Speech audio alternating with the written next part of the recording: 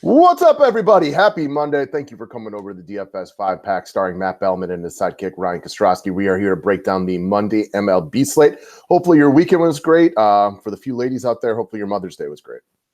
Yeah, most definitely. And I haven't even said this to you yet, but Monday DFS is my favorite day. You've got me on that, ever since you started talking about Mondays. Mondays break out weird.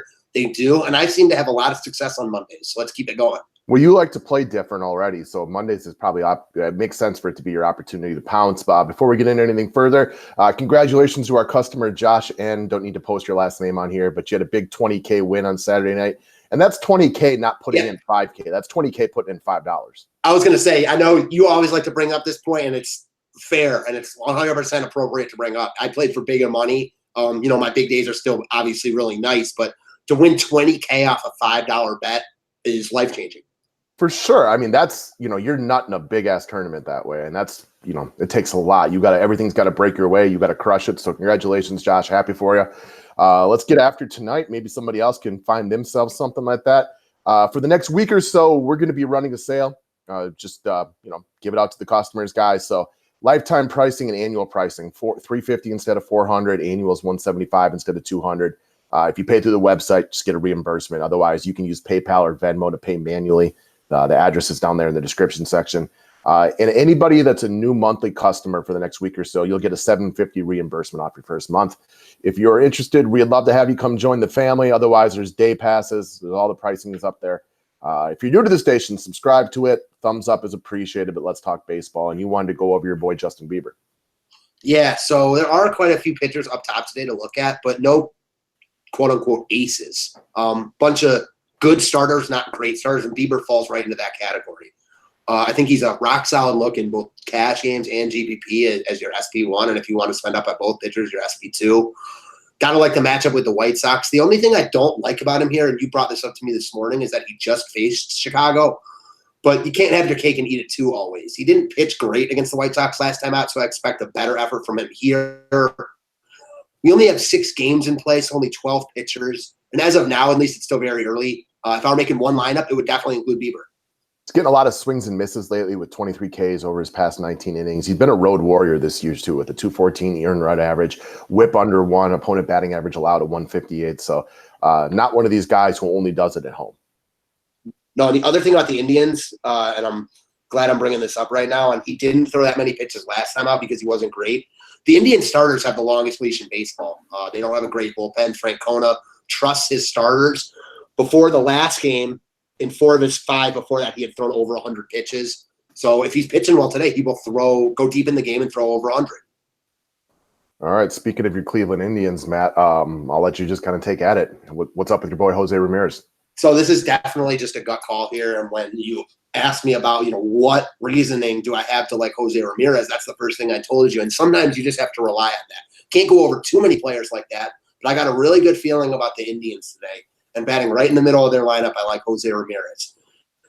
I think this is a big-time breakout opportunity from Cleveland after kind of struggling offensively in the first 2 games in Oakland. Broke out yesterday. Ronaldo Lopez is not a guy that you look at and you're like, oh, this is the offense I want to go to today. But he can be that guy, and there is no SP on this slate that you're like, I have to pick on this guy. If the Indians can get to Lopez, then they can get to the bullpen. Ramirez, I've probably been his harshest critic this year. He hasn't been great, but the power and speed upside is still there. And again, I'm going with my gut on this one. I think Ramirez goes yard today, and I'm sticking to it. Going back to Lopez, he's an enigma, like a lot of young starting pitchers, right? When he's on, he looks dominant. He had a great start a couple turns ago. Beginning of the year, he was getting hit as hard as anybody in the league. We have no way to know or control what his location is going to be like today. It is the ultimate kind of X factor when it comes to baseball. When a bad pitcher's on, he can be really good. When a good pitcher is off, he can be really, really terrible, with the exception of a couple of guys, for example, like, I don't know, even Max Scherzer, who's been bad this year by his lofty standards, he doesn't give up 8 or 9 runs.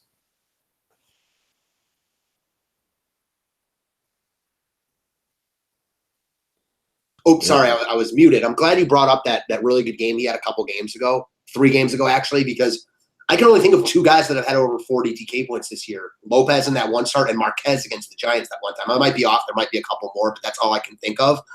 So I like how he hasn't pitched that well since that start. He threw a bunch of pitches in that game, and he just faced Cleveland. And I mentioned how I don't love that with Bieber. I think Bieber's a better pitcher than Lopez, and the White Sox aren't as good as the Indians. So I'm willing to kind of scratch that off with Bieber.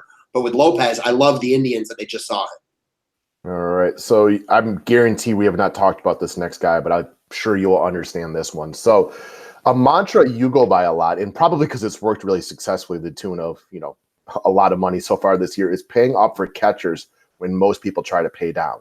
Now, Mitch Garber is not Gary Sanchez, who is the big money catcher you've paid up for twice this year on his double dong days when nobody else wanted to pay for him. But honestly, he's one of the best hitters in baseball this year. Again, we don't expect this to keep up. He's playing above his head. But this year, Mitch Garber is swinging a red-hot bat. Look at that 1214 OPS. The big price tag will keep people away from him. He's got a 1335 OPS off of left-handed pitching early this season. And, very simply, it just goes back to the idea that overpaying for catcher and then paying down at another spot when most people use catcher to pay down and then pay up somewhere else. Most definitely. I love this call. I mean, he's hitting leadoff for a really good Twins offense. He's hitting 360 on the year. So all your points make a ton of sense here. Of course, 352 actually sitting right there. 352. Okay. Sorry. Yeah, he's killing it this year. We expect this to go away, right? But it hasn't yet this year. He's been amazing. No, one other thing about him. So he didn't play yesterday, but I watched a lot of their doubleheader the day before, and he was in the lineup in the second game. And he had an RBI triple and had a nice DK game. But more impressive to me was late in the game, after the game was kind of out of hand, Detroit brought in a reliever that was making his MLB debut. And this guy was more or less dominant. I mean, he faced 9 guys and struck out 6 of them. People were not touching him at all. Garber was down 1-2 in the count and took 2 changeups that were, just missed and then worked a walk on an 8 or 9 pitch at bat. It was one of the better at bats I saw all day. And that just goes to show you how well he's seeing the ball right now. Yeah, he's really seen the ball well this year playing, again, we know he's playing above his head, but we're now, a good percentage of the way into the year, and he's still batting 352, pacing out for close to 40 home runs. And we don't think he'll hit 40 home runs, but so far this year, he is playing like a brand new player. He's been fantastic. And while I don't want to quote unquote stack against Skaggs, we're definitely looking at a couple pieces of Minnesota, including the guy that we're about to bring up next, which is your boy Marwin Gonzalez. There's a couple things to like here. Real quick, he's cheap. He's 3,300. He's got dual eligibility, so you can play him wherever you want. He's on a 5-game hit streak, and he's 7-12 off Skaggs. So I don't think I like the Twins as much as you do, which we'll get into on members only. But I'm not going any further than about these two guys. Okay, but it's really hard not to take a look at Marwin here, man. Especially, besides the points that you brought up here, which are all the reasons I was looking at him. Nelson Cruz left yesterday, so got to imagine he's going to be right back in the middle of that lineup, hitting somewhere 2nd through 4th. I mean, what's not to like about that? Hit 3,300, hitting in the middle of a really good lineup, facing a lefty. Again, I don't really love Minnesota here, but the cat face is just too real not to at least take a long look at. Well, and I don't love Minnesota either, but there are no teams you're going to love today. There isn't this team is in a great spot. They're definitely going off today. All the pitchers going today are at least mediocre, if not better. So here's how I'll put it. I like a couple teams today, but you're 100% right. My reasonings for liking those teams is having watched them play and kind of gut calls. But Minnesota's in the same spot as those other teams. Agreed. Yeah, again, these aren't you don't expect people to go Astros like yesterday today. It could happen, but you're not really looking at any of these teams that are just about to go off. Doesn't mean they won't get to a bullpen or whatever. It's just not when you look at offenses, you're like, oh, it's going to be difficult for this team not to score 6 runs. Yeah, exactly. It's kind of like the point I brought up with the Indians. There is no pitcher on this slate where you're we got to stack against him. No, if Lopez shuts down the Indians today and they score 0 runs, you're not at all surprised by it. Not at all. All right. So next up, I do think the offense in the best play, and not necessarily, I don't look at Kingham as a total scrub, but he has not pitched well to start the year. We like the Arizona offense. They've really played better this year than I think most people, including us, expected. David Peralta continues to be one of the more underappreciated hitters in all baseball.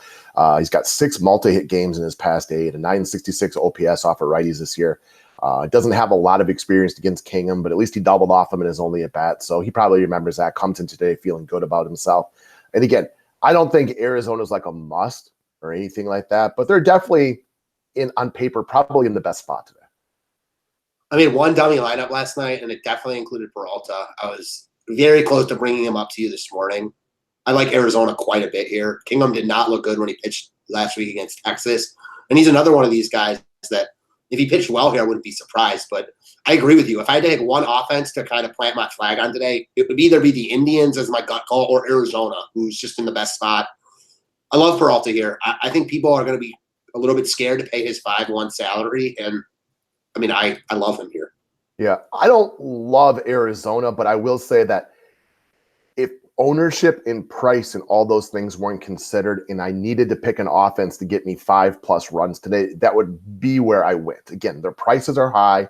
I'm sure some people will look at them specifically because Kingham hasn't been great and he's the lowest price starting pitcher on the slate.